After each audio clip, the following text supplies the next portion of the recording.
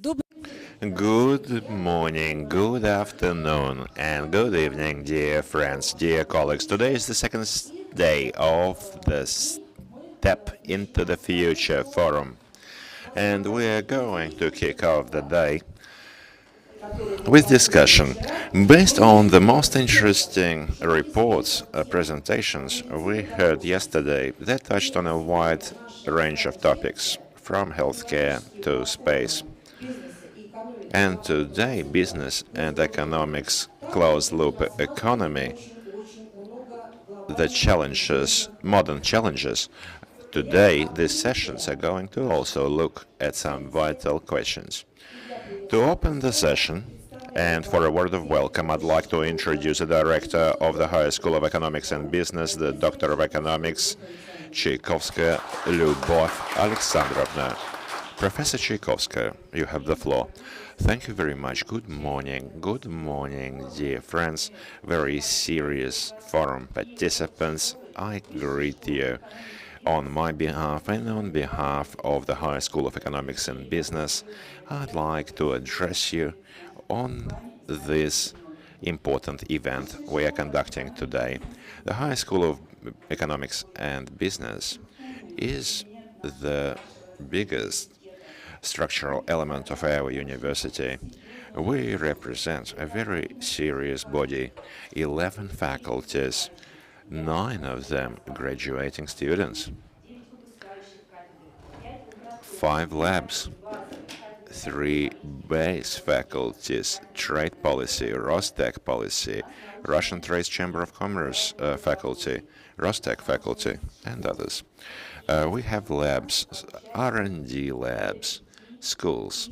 We now have over 5,000 students in our programs. These are specialist programs, BC programs, MA programs, also postdoctorate programs from international students. We are very serious about our programs, and today we are prepared to discuss the bravest of proposals. And we'd love to hear what our industrial partners have on offer for us today. The name of this session has been selected to highlight the importance today of the focus of digitalization along with techno-platforms. This is not a new concept. Back in 2004, we saw first interesting steps on technological platforms. Now let me explain. Technological platform is a conjunction of business, economics, community, and science, and it is a great tool for communications. And today, in the framework of our session with this serious name called Techno-Platforms of Business and Closed-Cycle Economics, the modern challenges. Today we are going to discuss the most vital problems. And now I'd like to give the floor back to our moderator, Svetlana Medrova, who is going to continue our program. Have a great day. Thank you very much, Professor. And now, to introduce our industrial partners, the people closely cooperating with Plekhanov's University, providing for expansion of our opportunities. This is Nikita Tamarkin, the General Manager of Family Group. Next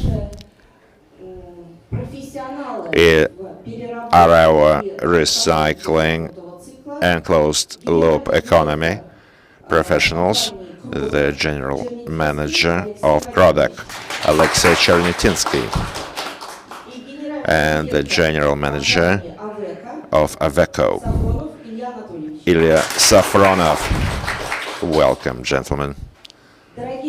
Well, dear friends, we have a great day in store for us. Many reports planned for the agenda. However, we are going to structure our session the following way. First, we'll provide the floor to our visitors, our industrial partners. Would you like to have a to Would you like for every presentation to be followed by a discussion, a Q&A session, or would you like to hear all of the presentations followed by a general? Let's have a Q&A after every session. Are the votes from the audience? Well, thank you. And now, the first floor to open this session with a word of welcome goes to Alexei Chernetinsky, who is going to speak on analysis of recycling market in the changing conditions. So we're going to hear on the modern challenges of that sector. And dear colleagues, I'd like to highlight, please note, ask questions. Do ask the most viable questions because we have real professionals, industry professionals with us today. Thank you, dear friends. Do ask questions of us. It's not often we wear suits, white shirts, collar and tie. So it's great to hear these questions. This feedback is highly important. We're into waste recycling, and you're into promoting the science in this vector. We have to catch this conjunction. Well, dear friends, good morning. First of all, I'd like to thank everyone for the invitation. It is a great honor and privilege to be partners of Russia's Economic University. It's a very important, probably the most important vector of our activity, apart from commercial part, certainly from the business part. And here we're trying to develop and scale. Now, let me begin with some general characteristics describing the recycling market. Waste recycling market continues to develop. This is an inevitable, progressive, sustainable progress of humanity in this part of our lifestyle. If we don't, we are going to drown in waste. The planet is going to launch a self-protective reaction if we don't tackle it as a humanity. So, dear friends, according to Russia's Environmental Oversight Authority, we've seen over 8.5 billion tons of waste in Russia compared to the previous years. We can see the roll on the slide. The numbers are growing. The exception was the year 2020, owing to the pandemic. We saw a drop in waste. This is related not only to the fact in increase of consumption. There are many factors. I mean the systemic increase in waste generation in our country. One of them, not least, is that we began doing the proper numbers, began counting this waste and recording it. Also, the nation is upgrading, updating its road infrastructure, industrial infrastructure, and this also generates wastes. Well, out of generated waste for 2021, utilized and made safe was almost 4 billion tons, which is 40% of all the waste generated in the country. Compared to the previous years, this excepting for pandemic year 2020, this ratio has been progressively rising.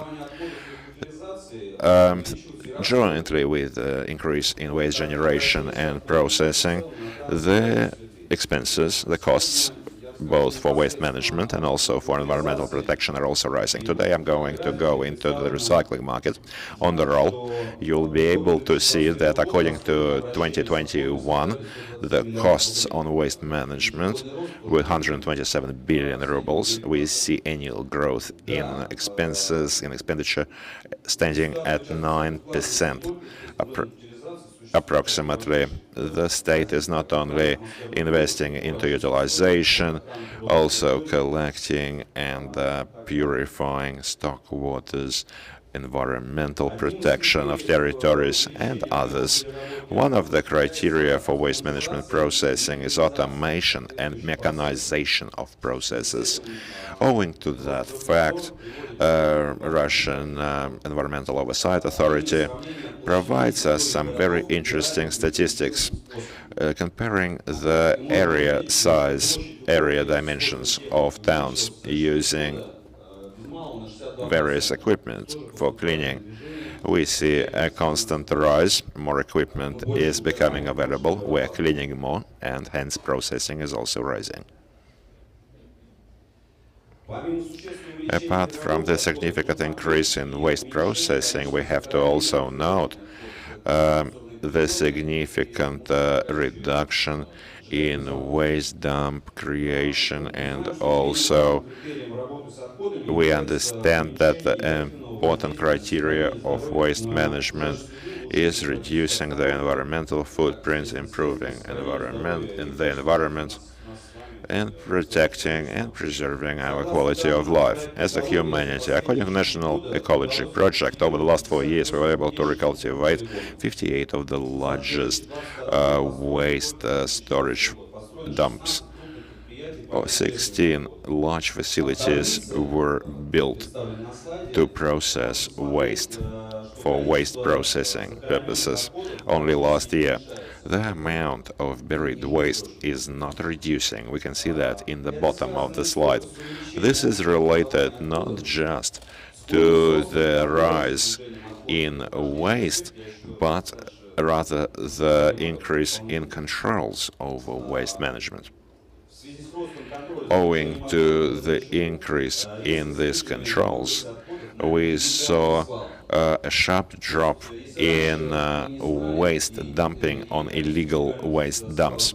Before, we didn't used to be aware of these dumps, and there used to be a gigantic number of these dumps, amounting up to 15% of generated total waste was illegal. So basically, they were dumping waste, rubbish in the forest, construction waste, for instance, in protected areas or woodlands.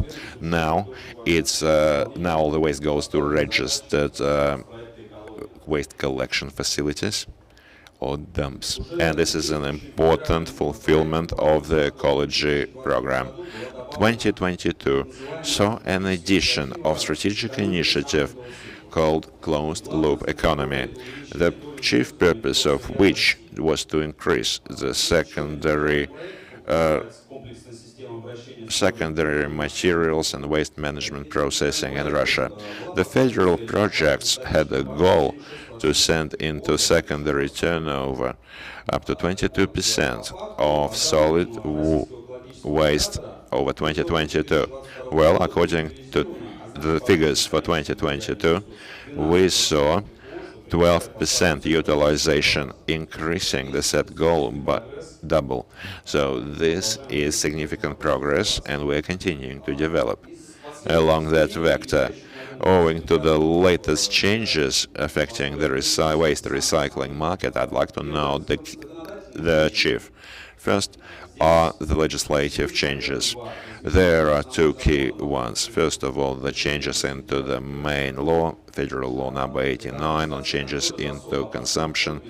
This is realization of controls over first and second danger class waste, also creating the federal information database on control and processing turnover of first and second danger class waste. This is an automated database system for control and oversight. First and second class waste are certainly most dangerous types of waste. The second legislative change was the order of Ministry of Environment 329, which defined the groups of first and fifth danger class waste and presents requirements to turnover of this type of waste. This has to do not only with companies, corporate entities, but also individuals. They are compulsory to follow. From the 1st of March 2022, individuals and entities must transfer the waste only to organizations for management and processing, to licensed organizations.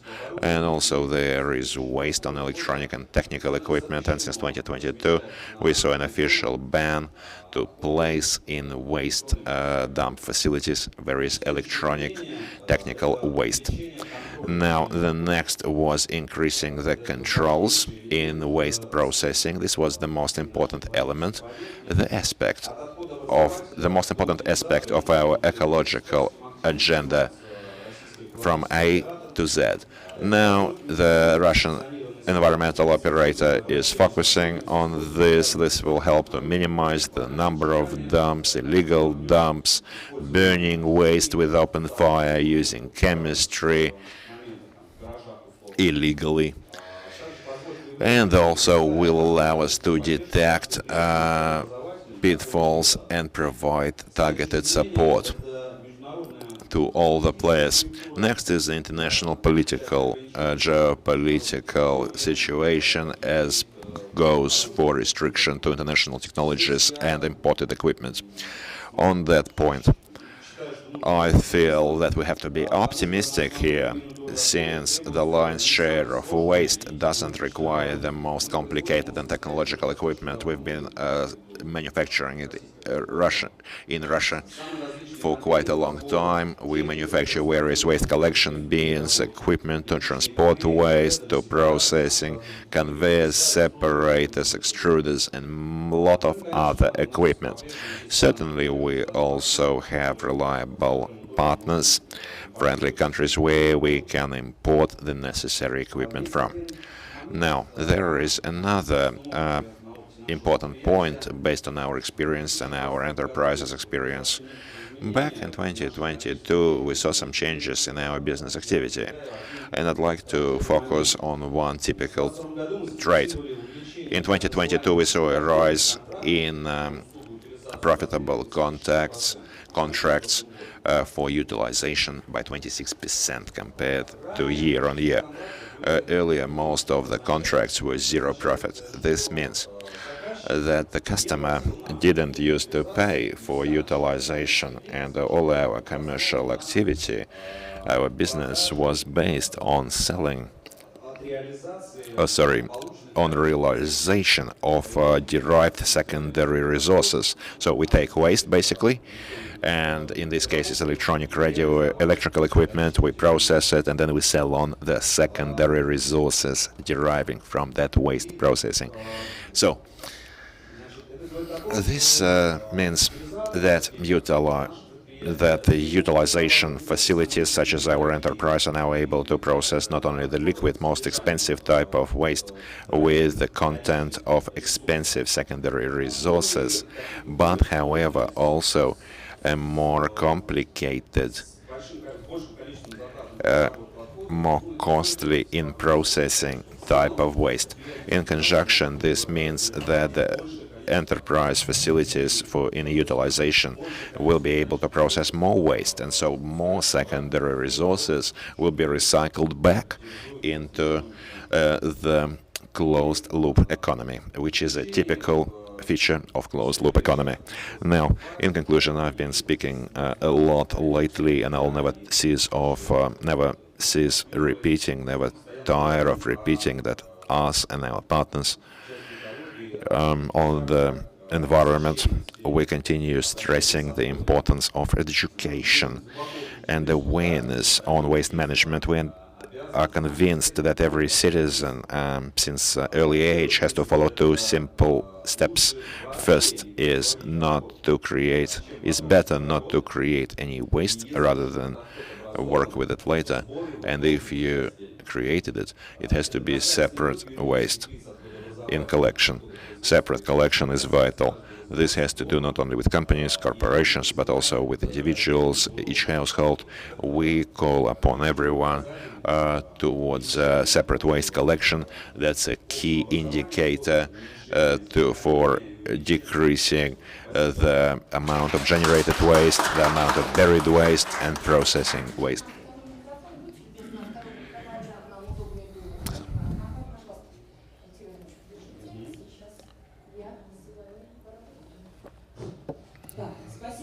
Thank you very much, Alexei, for your interesting and informative report. Very seriously full of numbers and statistics, and dear colleagues, we all see it because in our utility bills there is an amount additional amount on waste processing. It is included in everyone's utility bills. This subject concerns everyone. So if you do have any questions, now is the time to ask. My name is Professor Sibirskaya Elena, and I would like to ask. Vladimir Lenin once said, I didn't have enough time to prepare, so I'm going to talk long and hard. So I have many questions, and they're quite lengthy. First of all, in I'd like to open up with saying, with praising our university.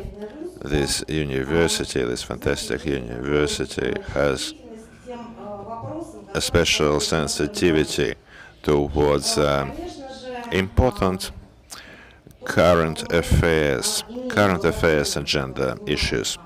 The fact that we have our own lab which is into closed loop processing, we prepare experts and are trying to implement various elements to correctly educate our students on waste management. It's also very positive.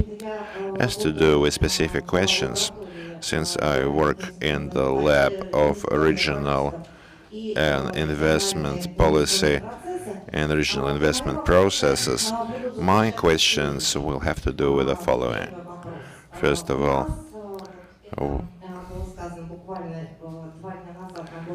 it was mentioned just a few days ago at the State Council, a platforms GosTech has been developed.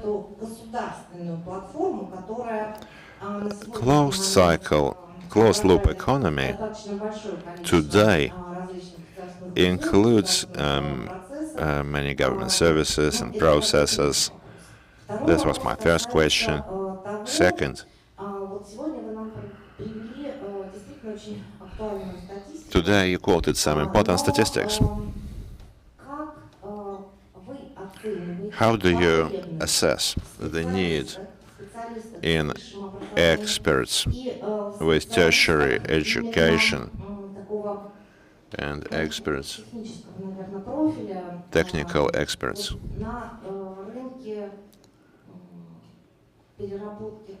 in the waste recycling market?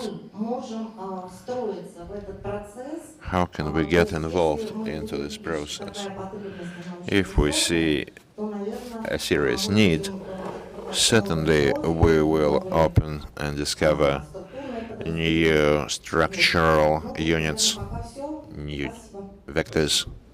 That's all for me. Let me begin with the second on professional staffing and education need. It's no secret that in general, for business, we experience staff deficit. And in terms of waste management and recycling, it's also very important. We have a horrible shortage of staff, the professional shortage. We're not talking line staff, but real experts, professionals who are professionals in the technical, environmental, legislative issues. This is owing to the fact that this is still a new industry. I began working in this sector 12 years back. Nobody used to know anything. And me and my team, well, today we do have independent own experience. We try to broadcast, scale this experience across the staff. We train our staff from scratch to new professions, new specifics. This is a forced measure. And 12 years ago, nobody used to know anything, wasn't unawares. It wasn't even gray, it was the black market. The companies and the people launching the process are essentially locomotives in waste management. 12 years ago, We didn't used to know about electronic waste. We now know that there is much more of precious metal content compared to gold mining. So it's easier to process old computers to extract precious metals out of them. It's much cheaper and easier than to process ore, natural ore like ground and earth, rocks, rock ore for gold in traditional gold mining. So this is the first point. Second, yes, certainly we need staff. It's essential. We need professional resources, human resources. Theory is not enough. The people just out of university armed with theory are going to be out of date because the theory today widely differs from practice. Not all of legislation is working the way it's intended because it's still new, it's still being perfected, aligned. The legislation is at times ahead of the technology. The legislation calls upon proper registration, and our new technologies developed by small-time operators are not able to go through all of the steps of government technical expertise. They need to develop technologies, they need to invest. We have many people, independent operators who are trying to introduce their know-how. Thank you very much. This was a very good point. Are we going to have to assign any time, any procedure for presentations in terms of time?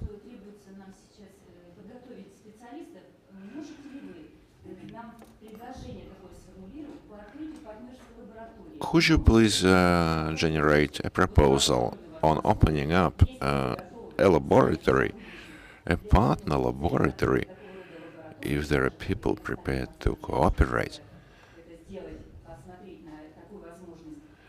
We could examine this opportunity and provide some practical skills. Thank you, Professor. This laboratory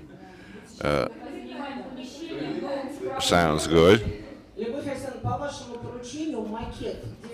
At your instruction, we already provided our partners with a mock-up of the building. Now, also, since you are experiencing hunger in terms of human resources, we are proposing our talented and smart students for internships. And the first question first was a bit shorter. I see some more questions from the colleagues. Now, this has to do with closed-loop economy. I'm not able to tell you anything about GhostTech problems, but I know that national projects do exist, and closed-loop economy is actively began to be discussed last year. Specific goals are now set.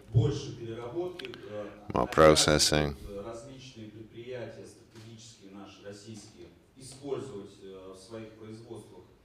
Many Russian enterprises are being compelled to use secondary material resources, for instance, in road construction.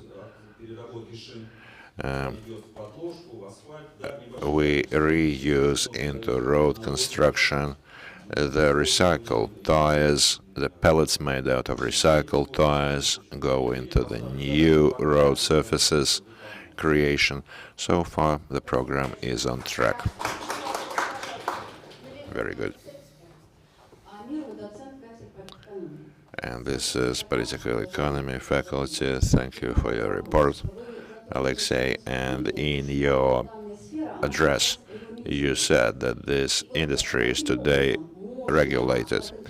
How is it possible to regulate and control the movement of waste to official waste collection facilities, not illegal dumps?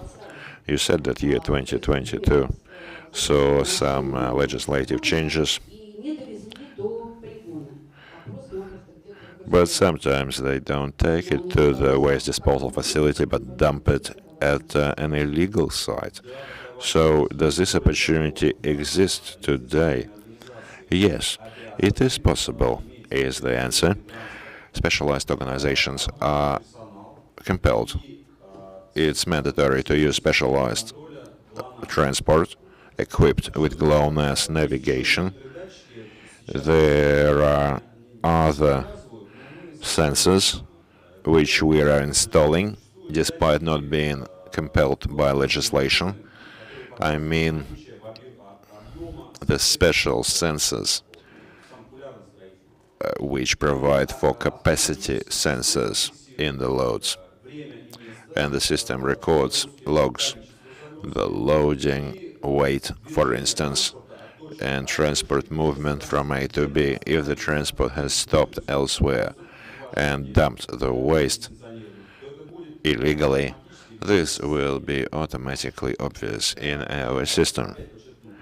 And GLONASS is also working.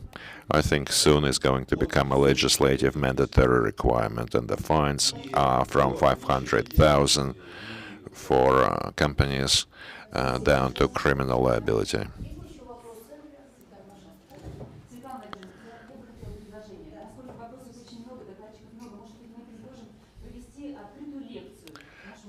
Perhaps there is an offer from the professor. We could do an open lecture for the students. Oh, it would be our pleasure, certainly. That would be fantastic. I have a very short comment.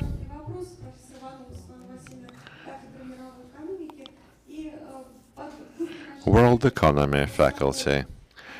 I have a question. Would you be able to use the experience, international experience, for instance, Chinese partners' experience, who are quite advanced in electronic recycling, electronic component recycling, or is it difficult?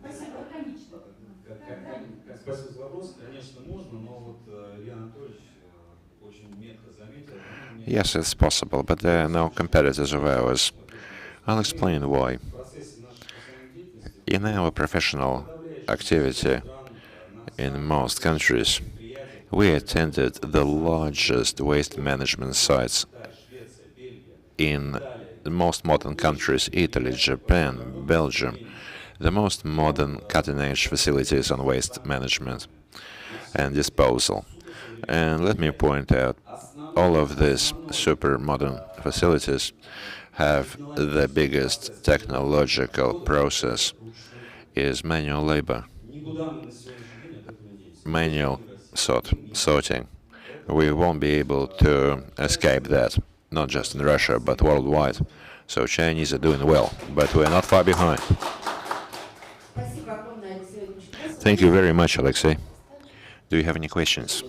Yes, thank you for your presentation. Very interesting. I have two questions. They're interrelated. First, you spoke a lot on legislative, regulatory. Yes, it does exist. Fines, penalties. There was a famous postulate. The strictness of our legislation is compensated by its non-compulsory nature. And when saying that since childhood we have to utilize waste correctly, perhaps we could create a system for separate waste collection, provide some rewards for the population, for some bonuses. When recycling was awarded back in the USSR as well. And also, us as enterprises recently, we placed a large order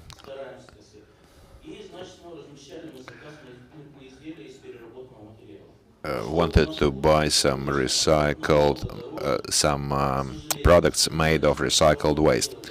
It turned out to be actually more expensive compared to traditional products. There is a certain marketing elements. But why does this happen is the second question. Why does it cost more to be conscientious?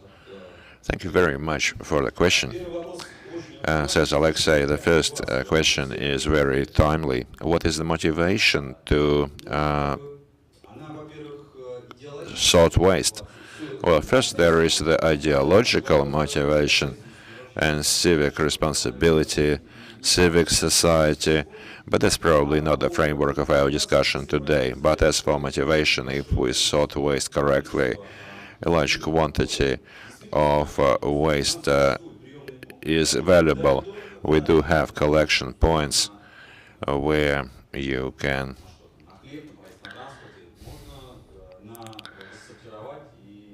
you're able to get some bonuses for your waste, get some monetary rewards. We also have environmental promotion in the schools. We run it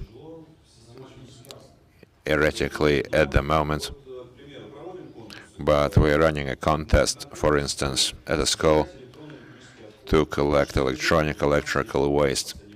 The last of these contests featured 100,000 rubles per school as a prize fund. So the class in a school who collected most electrical waste got the prize. This is a non-commercial story today. It's a social, ideological image story. But even if we are in the red, speaking business, it's still a win. It's your civic position reinforcement. And the second part of the question had to do with products, recycled products costing more than traditionally made products. The problem is this. Any processing, any recycling, and any manufacturing needs good quality. Look for good partners and you'll get some good material. Well, we weren't looking for raw materials, we were looking for ready-made products. And speaking of recycled product, recycled waste, generated products, they're much more expensive.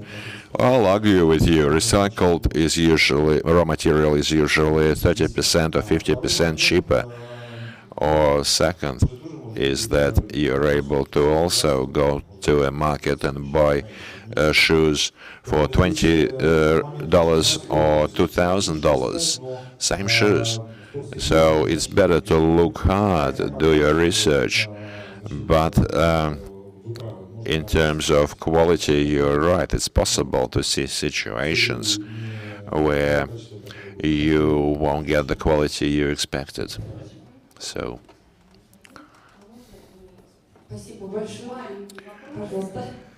Thank you. Small question. Marina Lilonova, PhD, Customs, International Business Faculty. Alexei, we were speaking of motivating children. In terms of environmental education and awareness, I also lecture environmental aspects of international business in our High School of Economics. But how High School of Business? I have a question. I'm motivated. I'm motivating, teaching my students. They do amazing projects. We had a project on utilization of waste. It was a master's project with 50 million rubles. They went to one industrial facility and proposed it. And they said, we will give you 25 million, find another 25. They came to me and they asked me for 25 million, but I wasn't able to help them on my salary. So I'd like to find out about supporting this type of children, but also my question is different. Motivation is very important. In recent years, I've been an advocate and a follower of separate waste sorting and collection. We have containers for separate waste handling next to our home. But I witnessed recently when I saw a rubbish truck come and dump all these separate containers and dump it in the same truck, unsorted. So how are they sorted inside? How is this problem tackled? Is this problem tackled?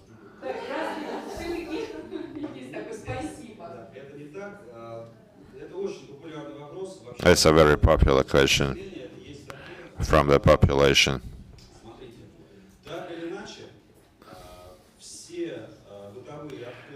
Any communal solid waste from residential apartment buildings and so on is taken to sorting. It's much easier to sort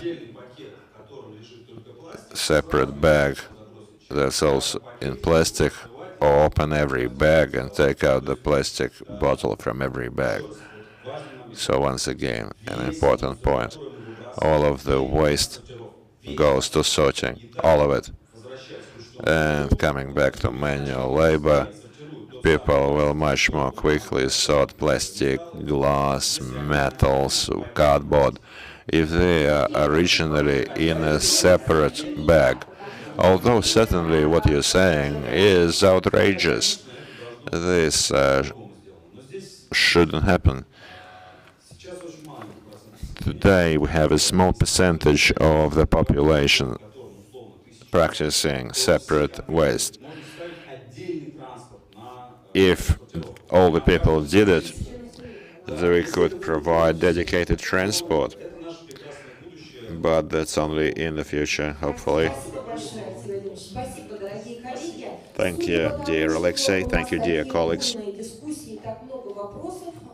Because we have so much discussion, so many questions, it's a very important topic, very important for everyone. But our session is called Technoplatforms for Business and Closed-Loop Economy. So let's dilute the subject with business techno-platforms. I'd like to give the floor to Nikita with automation of retail business as a way to increase efficiency of business process and increase quality indicators. Nikita, you have the floor.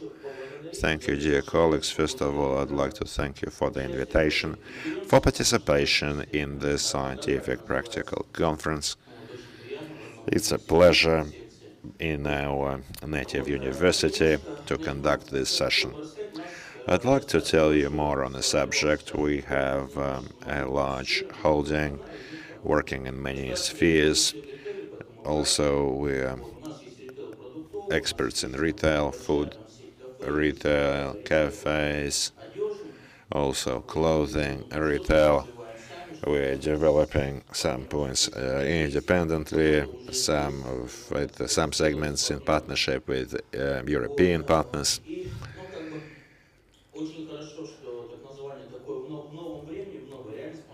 It's very good that this name falls into the new reality. It's very timely. Speaking of new reality, I mean that the country has matured a lot in terms of material provision and also quality of services.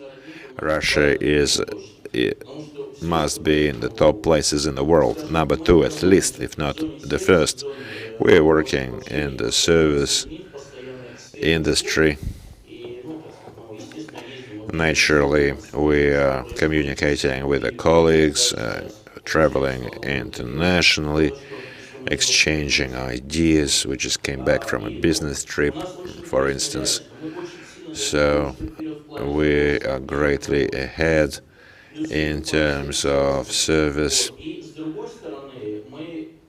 and need for change, and on other points we are somewhat limited. It still takes time to substitute processes Even automation, for instance, was connected to foreign program software. Although if we look at Yandex, Yandex is much more progressive than Google. If you use a navigator in Europe or in Russia, it's a big difference. And if a person comes to a restaurant in Russia or in Europe, it's also very different. Our friends and partners opened a large supermarket chain in Russia. Now they've gone to Dubai, and what they're saying is that Dubai is a bit outdated compared to Russia, as colleagues said that. So, because we're so far ahead, there is much more pressing need for change. There is a shortage of human resources. It's always ever present. And the new reality dictates us to automate processes so that these professional resources can focus on improving the service vector, avoiding mechanical work in our service. This is auto procurement, for instance, or also non-using our own warehousing, but instead use third-party warehouses. On outsources, our system is fully automated, and we can rent a warehouse with a third-party operator working for multiple companies. Automation provides process automation provides for sorting. Also, in the past,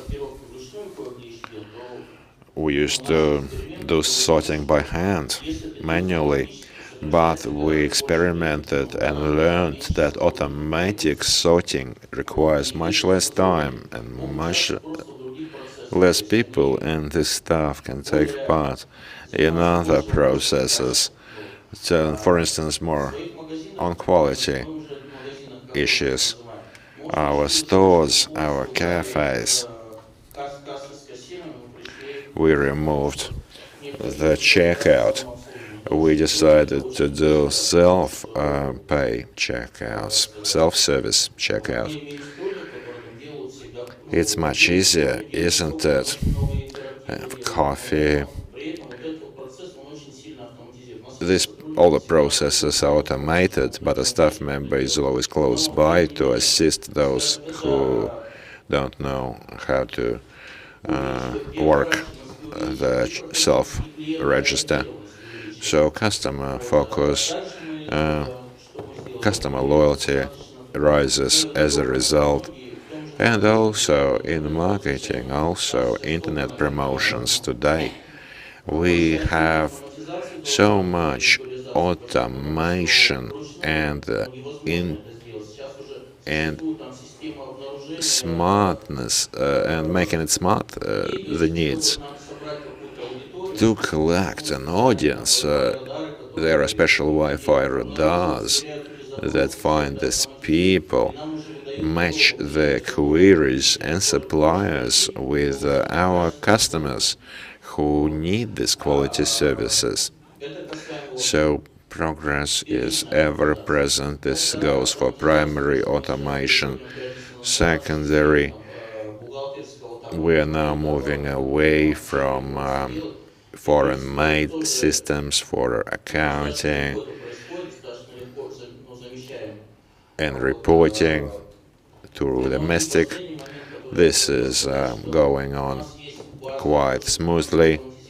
We are substituting, and also we have a base of systems.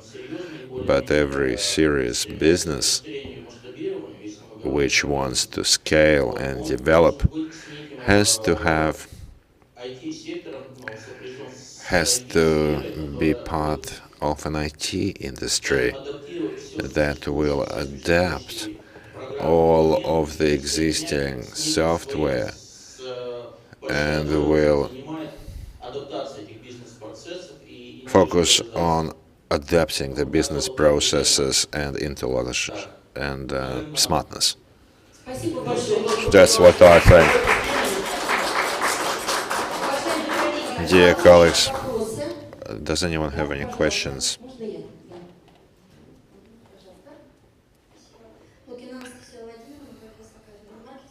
Marketing faculty professor. I have a question.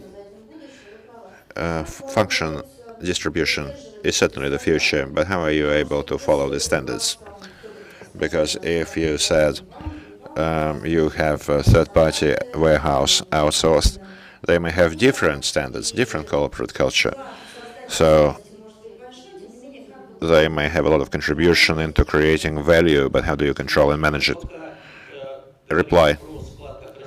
Alexei is saying that at the moment it's more like a distribution center. We have a truck from the suppliers coming to a DC at a certain time. The program shows how to sort it and unload it. Then the order comes from our retail stores, and in an hour or two, trucks come and do deliveries across our chain. So this warehouse stockman is not our employee. We only have two drivers who unload exactly what we need.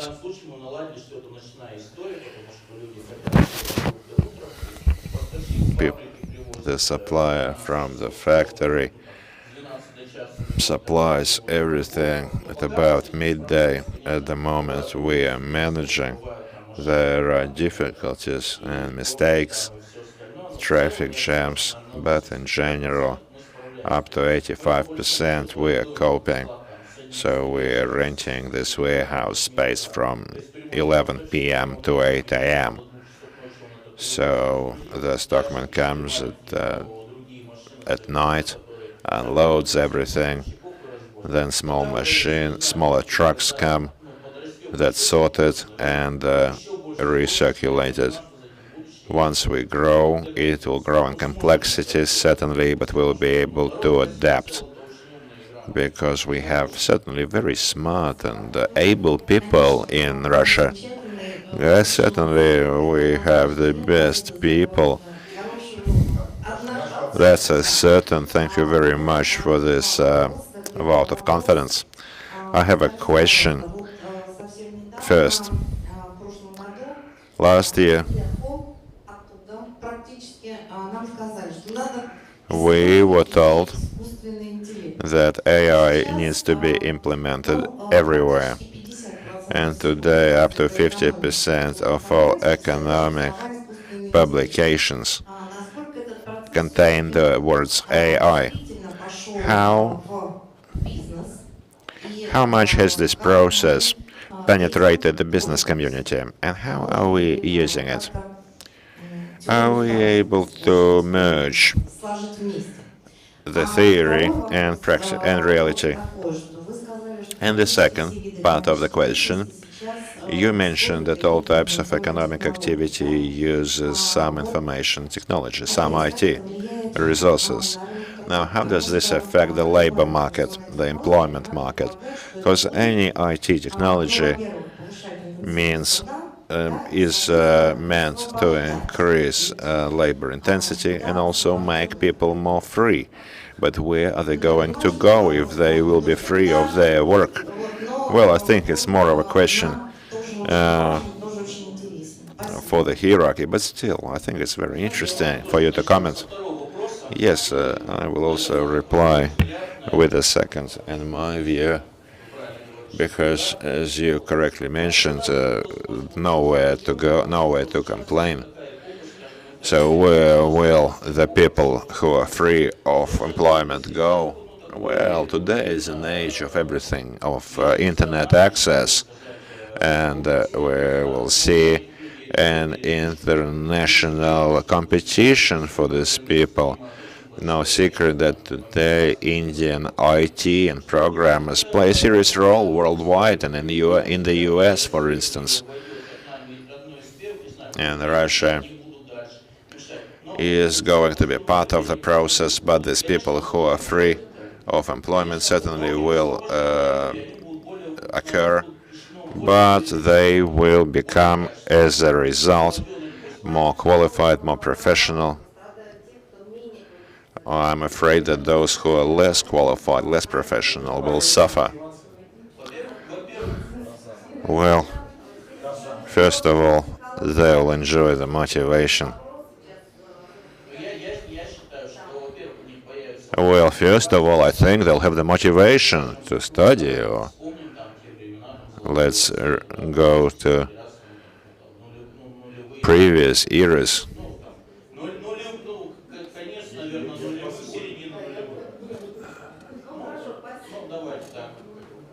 The early 2000s, for example,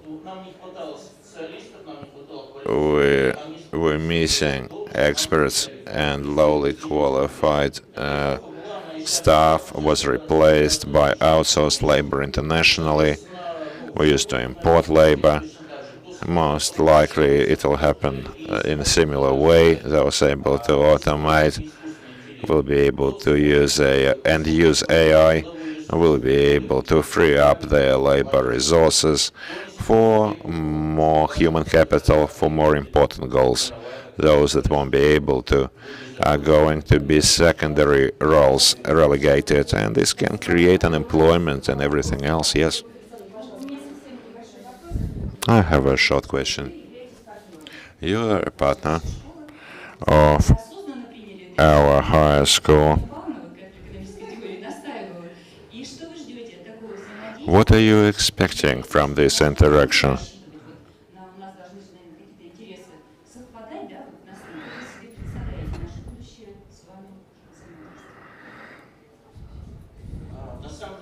Well, how can you envisage this future interaction? The decision was conscious because, first of all, this is my alma mater, my university.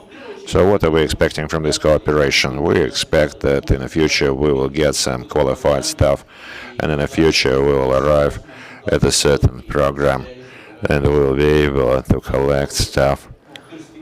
And these are the prospects. It should be very interesting to us long term. What else are we waiting for? Probably this depends on you.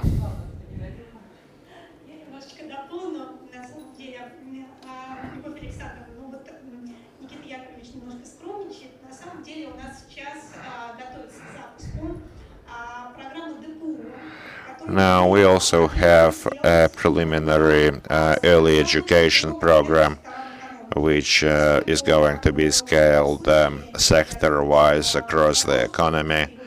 Nikita mentioned he's got a multi-profile business with experience in various vectors. Certainly, we're not able to work directly with this industrial partner, so we work in conjunction where we are able to provide good synergy effect with our support. And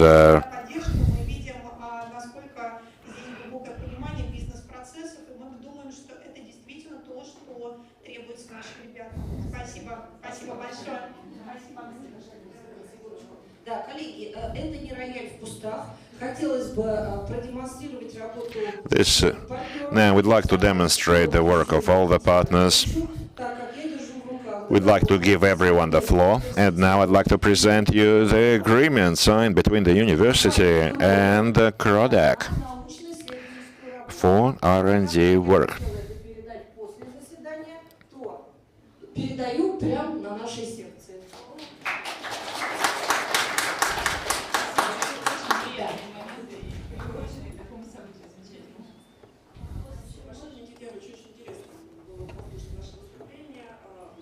It was very interesting to hear your presentation.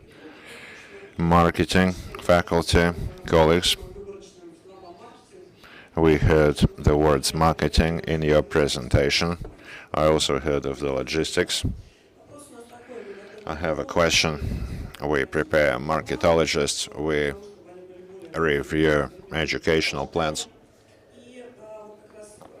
to be more adapted towards the modern requirements in various business platforms and entities today. are becoming more important in their own competences. So I'd like to ask you, what ratio do you see of modern marketologists? What balance of competences of a marketologist and a person having certain IT competences and who is ready to work with programs and IT analytics? Very interesting question, thank you. As our experience suggests, working with marketologists, 2 or 3 marketologists were taken from the second year university. And in my understanding, marketologists have to have 3 key traits. They have to be very creative. Secondly, their balance should be more towards marketing. And thirdly, 20 to 30% should be focused on IT. I'll explain why. IT is constantly changing, and this can be implemented in the activity in the sphere where these marketologists work. And the first 2 points are basic. That's in my experience. Thank you very much, Nikita. And now we're continuing our interesting session with your support. Thank you. And now we're giving the floor to our industrial partner, General Manager for Recycling Company Aveco, Ilya Safronov. The subject of his presentation is shaping the models for effective interaction in the recycling market. You have the floor, Ilya. Hello, colleagues. There won't be any numbers. First of all, I'd like to reply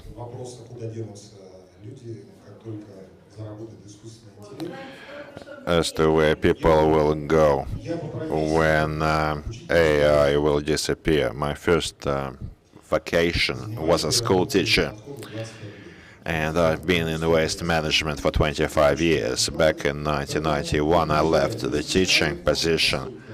So don't worry, Russian people adapt very quickly towards all changes. The Chinese won't be able to catch up, let alone AI. I'm not going to talk about the prospects and the future.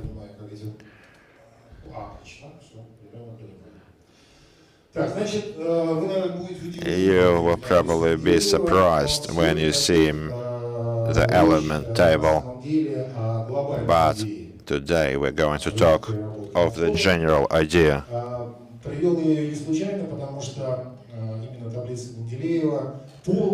And it was the periodic element table completely transforming chemistry, made chemistry more popular. It began to be taught in schools.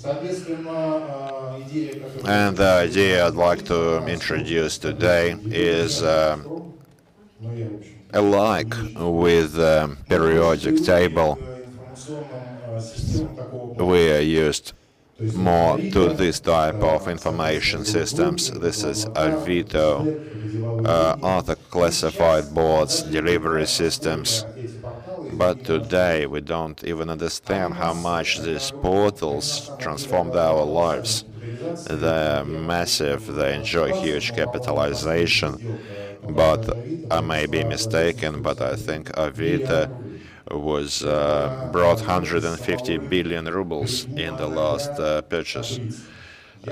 This relates the market capacity. Google, Yandex, they are all IT systems which make popular not just the certain areas of human activity, but also make it quite comfortable.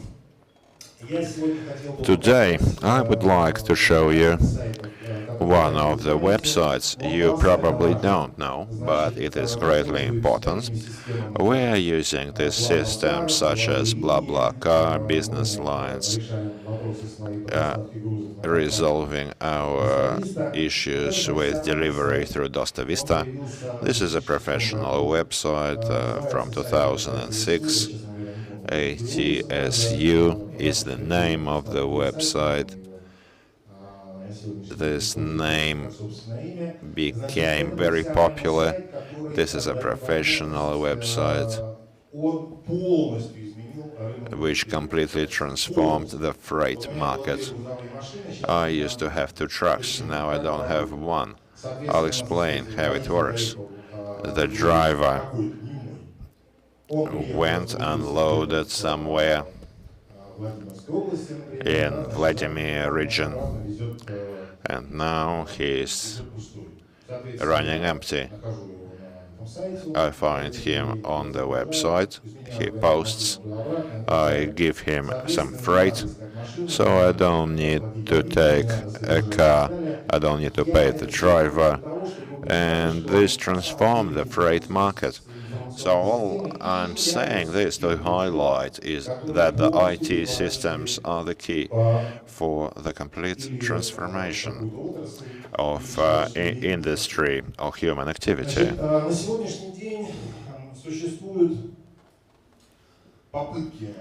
Today, there are attempts to create various systems in waste management. Today, we are forced to use what is available.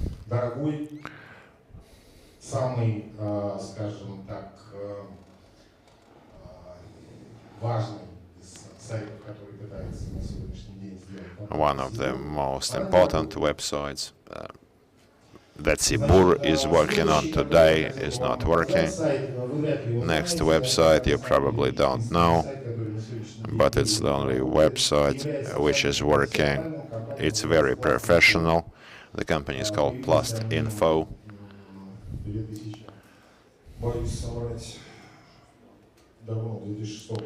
They've emerged back in 2006, and this website is working exclusively with plastics. Your girls that are also working on this, I think you will be able to tackle it with the guys. Yellow highlight is my company and my phone number. I'm very modest. And despite the huge efforts to create something like a classifieds board, these systems don't work because the guys who are on Blast Info, they're professionals in waste, in plastic recycling. I'm into plastics, Alexei is mostly into metals, precious or semi-precious. But he is married.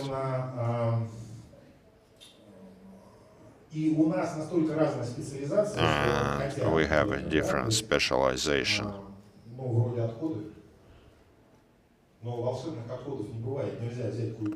But there is no magic wand.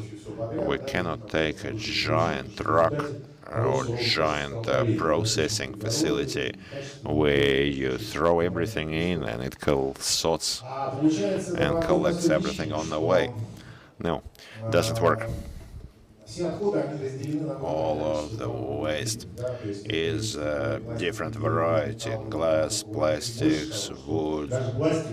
Even plastics is divided into a huge multitude of subtypes: polyester, PPE, PE, PC, and each of the manufacturers focuses on particular segment of processing. For instance, not plastic, but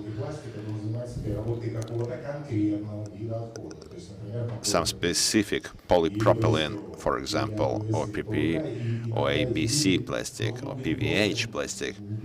And sometimes they don't even know each other because they work in completely different markets. So the attempts to create this type of databases existed. I recall Flagma, Tio.ru, and others.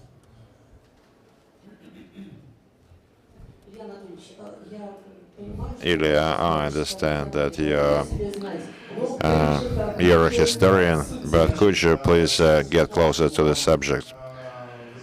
The point is, we have a paradoxical situation where, with a huge amount of waste, 8 billion, as Alexei said, there is not enough waste in the market for each of the recyclers. Well, we're not a large company. We recycle about 1,500 ton waste per year. And we're not a large company. We're not a large player. I know companies that work with 10 or 15,000 ton of plastics per year. I'm only speaking of plastics, and the metal market is different. Just for you to understand, 15,000 ton are 4 railway trains. And also, the question rises what to do. How can we go? How can we escape this situation? Each of these systems, Avito and other classifieds, other aggregators, use different vectors, different focus. So how do we resolve the waste management issue? Today in this audience, I will propose an idea which you will see implemented in 2 years' time, because because an aggregator platform for waste management will emerge. This will definitely happen. And today there is a federal classifier for waste management. And we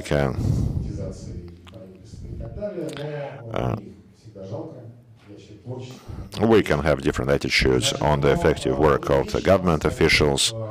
However, this first emerged back in '97, this catalog, I mean. And this catalog had 700 to 800 positions. Today it now has over 7,000 positions. With an 11-number code, they contain all of waste in Russia, from communal waste to plastics, to construction waste, and so on. For this reason, I think that the system will be created based on this FFCO code, despite the fact that household waste has to be sorted. 2/3 of waste are industrial waste. Now, what does happen? This waste today is generated. Ability to resell each type of waste, because it is graded, it's limited. The enterprise won't be able to do it because it has different goals. It's a waste. In the technological card, it's noted as a waste. It goes to the tip, and the enterprise is not interested. It lacks motivation to resell this waste. If they don't have a buyer, they send it to the tip. So we propose the following. We can create a portal which will be based on the FCO codes. Using these government codes, for instance, any manufacturer can use it. We're the only ones reprocessing the big bags from black coal.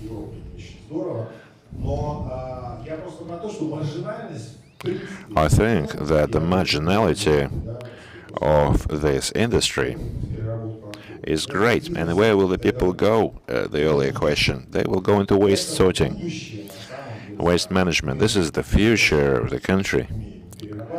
We're great about processing it better than Chinese or Germans. The great number of equipment developed by us is coming back to Russia. Usually this equipment is made in Europe first, then it's made in China, then it's sold to us. You are our first speaker, Ilya, on the open lecture. We'll invite you, but please move over more to the point to your genius idea. Based on these codes, continuing, every enterprise has its waste passport. Waste passport is given for a separate type of waste. A certain code is attached. And as a result of creating this website, this portal, you will have the opportunity to enter the code for the type of waste, and across the enterprises, across the country, I will be able to find my big bags for soot. Enterprises don't always sell it. For example, you call the enterprise and you say, I want to buy your soot, big bags. And they hang up. They think I'm joking, but I'm ready to buy them. And in this case, not the enterprise will look for ways to get rid of waste, but the but the waste recycling operators will then call and contact the enterprise, asking for their waste. However, today we have an interesting phenomenon existing. These waste passports are open. You are able to look up these passports. They're systemized. They are part of the joint classifier, but there is no open database. No joint open database. So, as a waste recycling operator, I am not able to look it up. And today, I will ask the Russia's Economic Academy to facilitate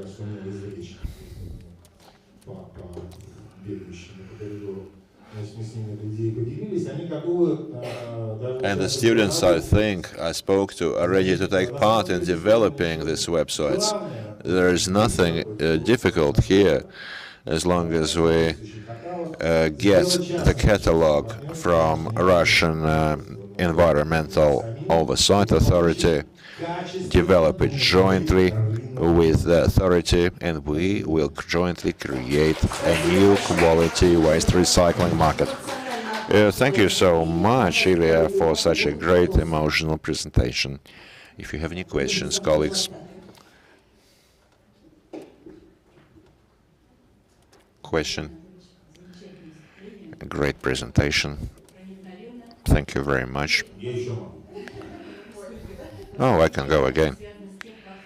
And our subject is to do with technical platforms. Let's imagine a technical platform. It's a universal platform that has its certain resources.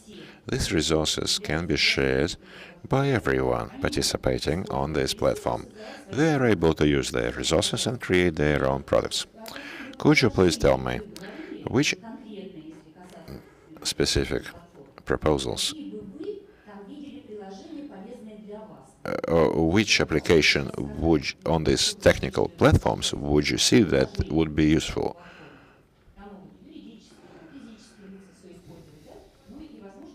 These platforms are important, certainly. Could you please formulate, rephrase it? Reply. No. It's important.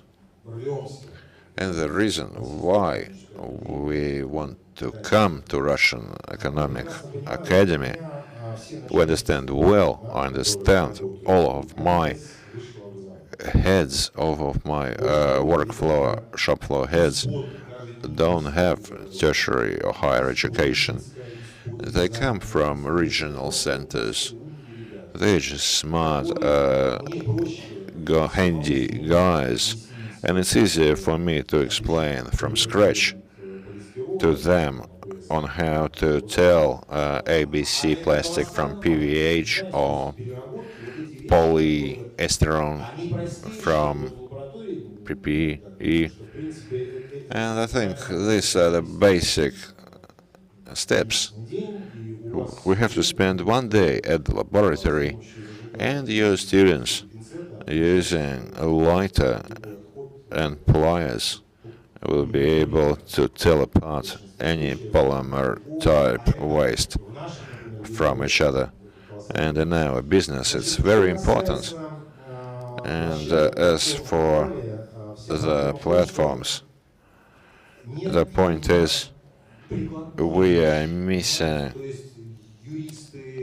the application. Lawyers and economists are important, but we are missing some specific applications. They have to be created, and even if we make early mistakes, I still am sure that we need to go down that track. Thank you. Next question. Thank you very much for your interesting presentation. We're inspired with the subject, and for me it is something new. Serious interest arises, and the question I have, I think, is in the air.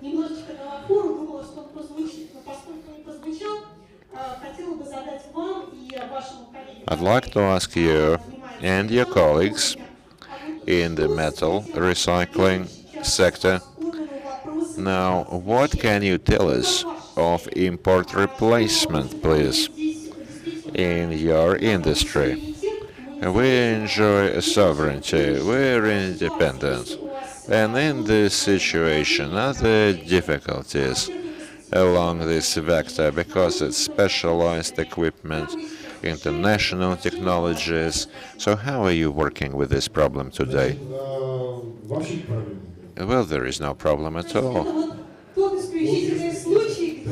This is a case where you're absolutely independent.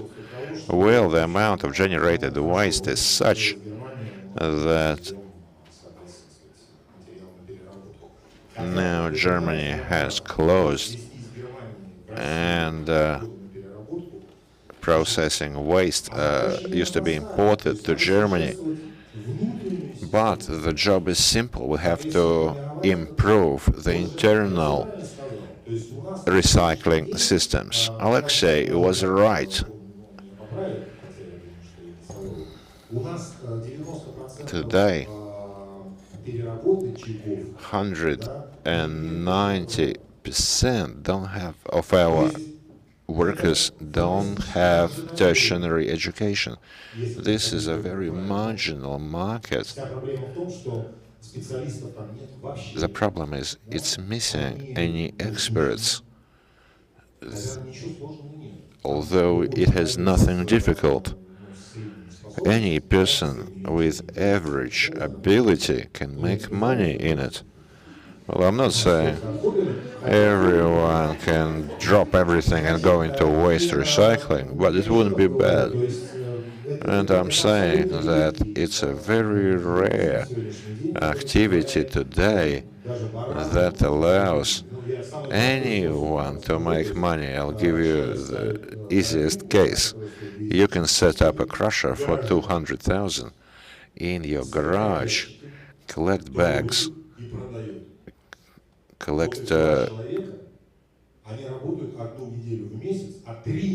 boxes, and then crush it. You can work for 2 days and drink. Usually this is done by two people, a backyard team. And the problem is that the marginality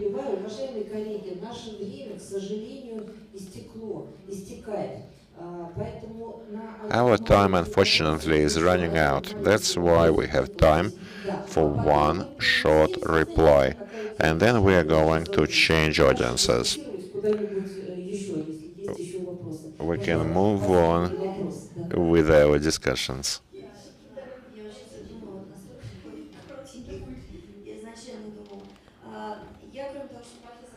Apart from being a professor in the marketing faculty, I'm also working in the Department of Forestry. Right now, we're doing community consultations on corrections into the forestry code to do with dumps. What you're offering is great, and for the enterprises that know their waste can classify it, but many dumps generated in the woodland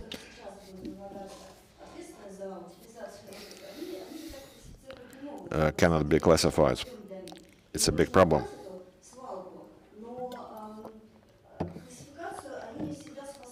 They need, the dumps need to be cleaned up. The landfills need to be cleaned up, but classification cannot be done independently. How do you see a solution to this problem? How are you going to tackle this type of waste dumps that don't have an owner and are difficult to qualify? They do have some dangerous waste at times. Well, reply, don't expect a lot from us, please. Despite having a serious civil position, we are businessmen, first of all, and mistakenly trying to level state functions on business. I have a proposal. If you look at the website, we will see a good IT implementation. У реактора это фотография, понимаете? Хотя она тоже, понимаете, красный пластик, он не даст нам понимания. They use photos, color coding, И понимание того, есть ли смысл ехать и перерабатывать. and business needs to look long and hard and examine everything carefully. But certainly unsanctioned dumps is not a question for business, but the state. As for unsanctioned landfill, most of the waste unsanctioned is construction waste. Classifying it and giving it a code is no problem for any organization in waste business. The point is different. Just imagine, snow falls and it gets cleaned up. That also has a cost. To remove unsanctioned landfill also has a certain cost. And this money can be taken from the fines, recouped from the fines, if we catch the guilty. We had a project where we would have cars and teams, and they would go out and catch the offenders. This was liquid waste, but this is different. So we either penalize and use the money to clean up, or the government can pay someone for cleaning up. There is no third. The business is not going to tackle it. Thank you so much. Very interesting presentations, and I beg your pardon, those of you that weren't able to ask your questions. Beg your pardon if you didn't have enough time to speak, but I think our session today is a great gift to the university for its 116th year anniversary. We're in the first historical building. Thank you very much, dear friends and partners and participants. And to conclude this session, I'd like to give the floor to the director, Professor Lyubov Nichikovskaya. Thank you very much. Thank you very much, dear friends. It was very enjoyable. I wanted everyone to speak out, to respond to questions, but we have a limited format. And I wonder why our speakers didn't speak at the plenary session yesterday. They would have enjoyed a much bigger audience. And the broadcast we have today will help everyone learn about your beautiful reports, beautiful presentations. We are certainly going to stay friends. We're going to be in touch. We have a lot in store. A big thank you and have a great day. Goodbye.